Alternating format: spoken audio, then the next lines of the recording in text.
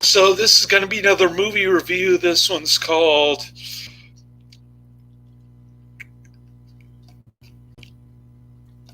Edge of Insanity. Edge of Sanity. I think that's what it's called. Yeah, Edge of Sanity, 1989. I tried to do a quickie 3-minute review and I got cut off in the parking lot thanks to my funky phone. But and also genre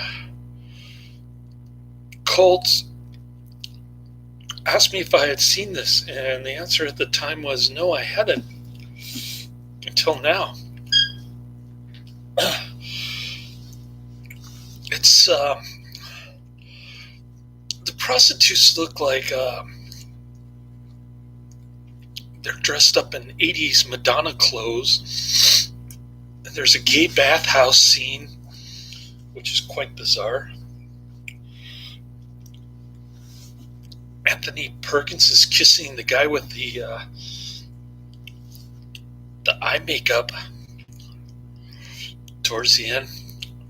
Is that how Anthony Perkins got AIDS? He was on the set and he was around all these gay people. Inquiring minds want to know. I'm giving it 3 out of 5 stars. I thought it was alright. There's a lot of blood and slicing women's necks and bodies. The kill scenes are kind of few and far between, though. It's mostly Anthony Perkins doing his regular shtick, acting like a complete lunatic. So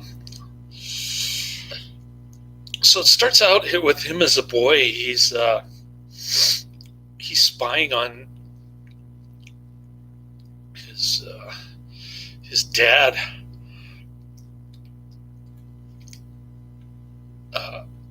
Having extramarital sex out there in the barn.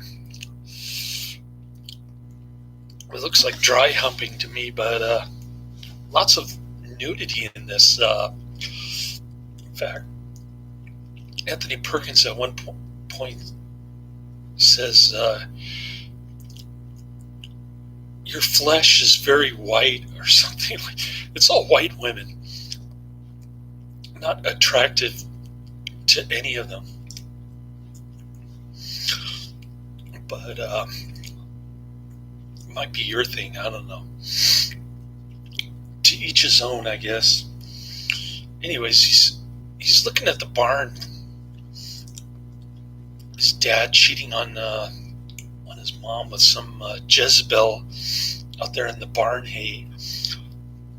And he falls down, he's hanging upside down, and then his dad starts beating the crap out of him. Kind of like the Fool Killer, the beginning of the Fool Killer, but much more explicit. You see the little boy's bare bottom. I don't think you saw that in the Fool Killer. I don't know what the deal is with this director, but he was a protege of Jess Franco. So I guess he's trying to make it look like a 70s kind of soft porn Euro trash dealio, like a Jess Franco film. But to me, it just looked like a really lamestream 1980s music video with Anthony Perkins acting like a lunatic. Okay, so that incident in the barn scarred him for life. He's permanently psychologically scarred, just like my ex-wife when she saw um, Desperate Living, John Waters movie. uh, Speaking of my ex-wife, I was just thinking about her. She used to have this calendar with things in it, and Barry J. Gillis was asking me what calendar was. I didn't know because I had already divorced her by then, and she took possession of all things movie related uh, during the separation when I moved out.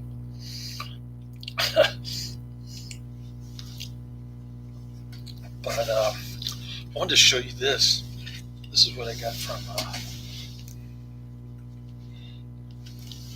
This is things.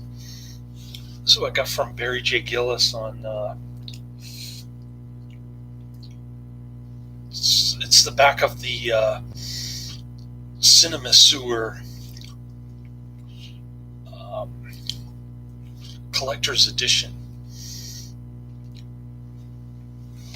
I don't know if you can see it there. There's Barry J. Gillis. Pretty cool little rag that I got from Barry J. Gillis on April 16th, 2012. Right there, things. There's Amber Lynn. And yeah, cool. The special collector's edition. You can't really see it because it's in plastic, but can't really see the front cover. But it's the things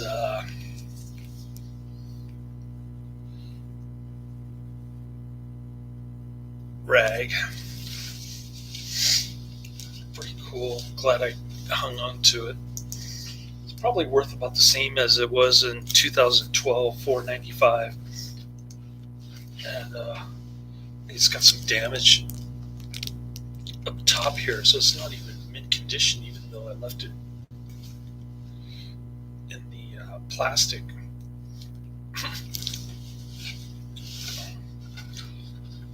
But just wanted to show you that. Pretty cool stuff.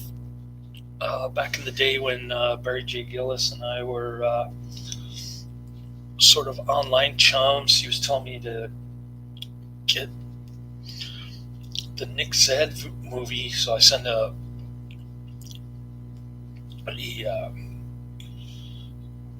money order to Mexico, where Nick Zed was living, and I never got anything in return. And I could tell you about the fiasco of the San Francisco premiere of the Killing Games, but I don't want to burn bridges or sound like sour grapes, so I'll skip over that part. But yeah, I was just digging through my stuff, looking for my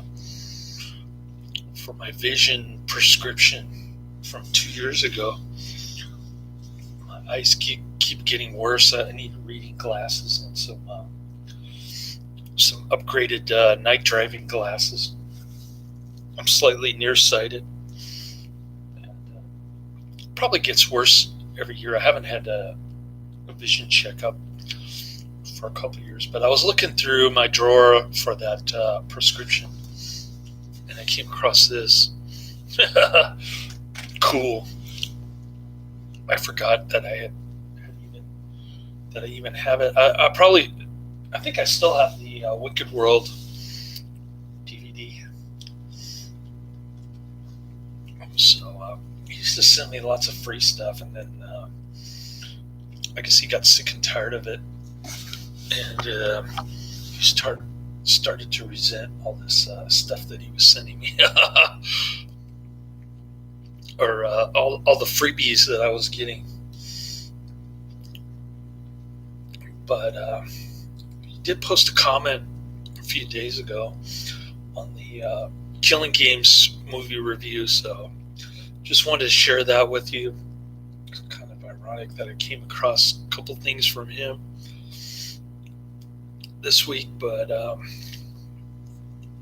yeah, just sharing some memories from 9 years ago.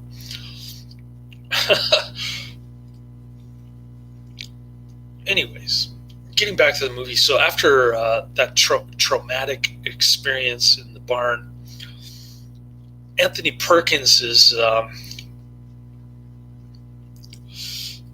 he's grown up now. He's quite a prolific doctor. He goes by the name of Dr. Jekyll. He's living in Vienna during the horse and buggy era. Okay, so his monkey in a cage tips over some chemicals, and it creates this vapor gas that Anthony Perkins inhales to turn him into Mr. Hyde, but he really should be called Jack the Ripper Hyde, because he likes to go after prostitutes and rip them apart with his scalpel. So, and the reason why he does that while he's Jack the Ripper Hyde is because his monkey helped him discover the crack cocaine. So he starts smoking it from his glass pipe. And he starts doing all this horrible stuff to prostitutes. Nobody knows why, because he seems to be looking for the perversion, and then he wants to make it even worse by slicing the prostitutes up.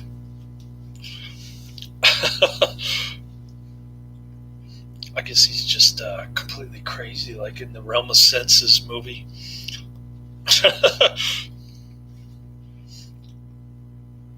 I have to admit, all things considered, Anthony Perkins does a great job of acting like a lunatic in this one. I mean, the dialogue isn't that great.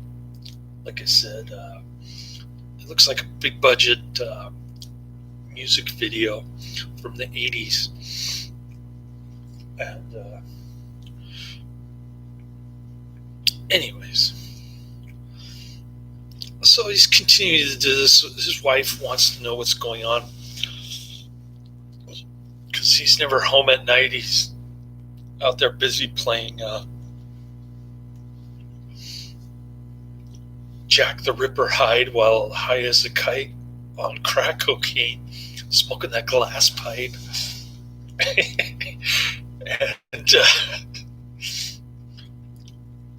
And so she decides to investigate. She finds out that he's not at the hospital working at night like he claimed. He's out there doing some nasty stuff. So she eventually catches him in a three-way kind of blood orgy with the guy. He's like the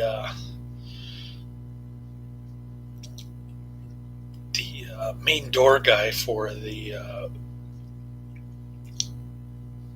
bordello. He's the guy with the makeup on his right eye. Kind of weird looking bleach blonde guy with makeup on his right eye. Like I said, it doesn't look like horse and buggy era costumes. It's like horse and buggy era set with 80s costumes. Anyways, no offense, no genre cult, but I didn't particularly like this one as much as The Fool Killer, Psycho, or what was that other 1992 movie I saw him in? Keep forgetting the name of it. It was a crazy movie that my mom couldn't watch. She had to walk out because it was Anthony Perkins was uh, doing the needle to the baby eyeball thing, and my mom thought it was. She started going like this, but can't think of the name of the movie. But it was a great flick. I loved it. And oh, he does a similar kind of thing that kind of disturbed me too. At the beginning of this one, he takes a scalpel to this dude's eyeball and he starts like scraping the dude's eyeball with the scalpel. I was just like, oh man. I could just imagine myself on the slab being that dude, having Anthony Perkins scrape my eyeball with a scalpel. I don't know why they keep putting it in his latter films, but anyways, I got the Friday night dispatcher from hell. She actually gave me a choice of what route I wanted because it was already ready. And so I guess she compromised somewhat instead of giving me Oakland to Hayward every single time. But I had a choice of either San Rafael or San Ramon. So I picked San Ramon, and I finished up in less than 5 hours. But I did get a $15 tip, which kind of made up for the weak route of 14 stops, even though there were like 10 miles apart from each other and a 30-minute drive back. I still ended up finishing in less than 5 hours. So I got time and a half plus $15 tip. I really can't complain, but tomorrow I'm looking to put in a 14-hour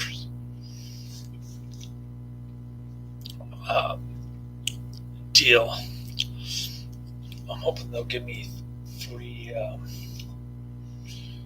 routes like they been doing as of late. You know, have me work like 14 hours straight with a couple of lunch breaks in between. The manager there, he's just doesn't know what he's talking about. He said last week they were going to be closed today. I just talked to my buddy. He got 2 routes. I got 1. And he said tomorrow morning they were going to be closed, but I just double checked with them and they said they were going to be give me a route for tomorrow morning. So it could have been a lot worse. I could have been only working like 7 hours tomorrow instead of like 21 spread out between more like 19 spread out between 3 days. And so I guess I shouldn't complain too much. I only have to see her once a week on Friday nights, and she is being a little bit more reasonable, which isn't saying much, but